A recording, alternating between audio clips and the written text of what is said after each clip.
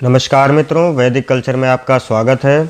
आज हम बात करने वाले हैं भगवान शिव के विषय में कुछ महत्वपूर्ण जानकारी के बारे में, जो शायद बहुत से लोग नहीं भी जानते होंगे कि भगवान शिव को क्या चढ़ाना चाहिए और क्या नहीं चढ़ाना चाहिए। सोमवार का व्रत रखते हैं आप, पूजा अर्चना करने जाते हैं, लेकिन हमें पता होना चाहिए कि भगवान शंकर को क्या पसंद है और क्या उनको नहीं चढ़ाना चाहिए। शिव का जन्म नहीं हुआ, वो स्वयंभू है। स्वयंभू मतलब अपने आप जो प्रकट होते हैं उसे स्वयंभू कहते हैं। उन्हें देवों का देव महादेव भी कहा जाता है।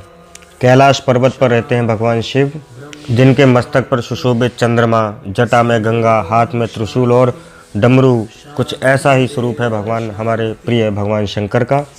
वैष्णव संप्रदाय होती है एक शैव संप्रदाय। वैष्णव संप्रदाय में जो लोग हैं वो भगवान विष्णु को मानते हैं और जो शैव संप्रदाय में हैं वो भगवान शंकर को मानते हैं। भगवान शंकर को भोलेनाथ, शंकर, महेश, रुद्र, नीलकंठ आदि नामों से भी लोग जानते हैं। शास्त्रों में कहा जाता है कि जो भगवान शंकर की आराधना, भगवान शिव की आराधना करता है, उन्हें समस्त प्रकार के कष्टों से मुक्ति मिल जाती है। लेकिन उनकी पूजा करते समय कुछ बातों का आपको ध्यान रखना बहुत आवश्यक है। भगवान शंकर को ये चीज़ें चढ़ाना आपको कभी नहीं चाहिए, जो चीज़ें हम आपको बताने वाले हैं। सबसे पहली बात, भगवान शंकर की पूजा में कभी भी शंख का इस्तेमाल नहीं होता है। शंख का प्रयोग भगवान शंकर की पूजा में करना निषेध माना गया है, क्योंकि भगवान शंकर ने शंखचूर्ण नाम के दैत्य का वध किया था, जो कि भगवान विष्णु का भक्त था। शंख को उसी असुर का प्रतीक माना जाता है, इसलिए विष्णु भगवान की पूजा में शंख का प्रयोग होता है और भगवान शंकर की पूजा में शंख का प्रयोग नहीं होता है।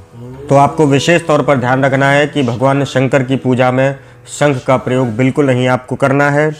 दूसरी चीज़, तुलसी के पत्ते का प्रयोग भगवान शंकर की पूजा में नहीं होता है। तुलसी को हिंदू धर्म में विशेष महत्व दिया गया है और सभी शुभ कार्यों में इसका प्रयोग होता है, लेकिन तुलसी को भगवान शिव की पूजा में प्रयोग नहीं करना चाहिए। पता न होने के कारण लोग भोलेनाथ की पूजा में तुलसी का इस्तेमाल करते हैं, जिसकी वजह से उनकी पूजा का उनको पूर्ण फल प्राप्त नहीं हो पाता है। और तीसरी बात, भगवान शिव पर कभी भी नारियल का पानी नहीं चढ़ाना चाहिए। साबुत नारियल जो होता है लाल वाला, वो आप चढ़ा सकते हैं, मगर नारियल का पानी शिवलिंग पर कभी नहीं चढ़ाना चाहिए। ये आपको विशेष तौर पर ध्यान रखना होगा, क्योंकि नारियल देवी लक्ष्मी का प्रतीक माना जाता है, जिसका संबंध भगवान विष्णु से है।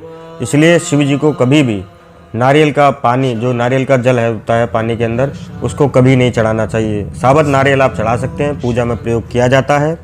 चौथी चीज़ क्या है जो भगवान शंकर को आपको नहीं चढ़ाना है, वो है तिल। वो भी शिवलिंग पर चढ़ाना वर्जित माना गया है, क्योंकि यह भगवान विष्णु के मेल से उत्पन्न हुआ है, इसलिए भगवान शिव को अर्पित नहीं किया जाता है। भगवान शिव को अर्पण नहीं करना चाहिए। ये बात जो हम आपको बता रहे हैं बिल्कुल आपको अपने ध्यान में रखनी है। ध्यान ना रहे तो आपको कहीं किसी जगह पर लिख करके रख लें, लेकिन जो चीज़ें आपको बताई जा रही हैं वो भगवान शंकर की पूजा में भूल कर भी आप प्रयोग न करें। पांचवी चीज़, अक्षत। अक्षत तो सभी पूजा में प्रयोग किया जाता है, तो आप पूछेंगे हम अक्षत क्यों नहीं चढ़ाएं। अक्षत भगवान को नहीं चढ़ाना चाहिए। भगवान शंकर को क्यों?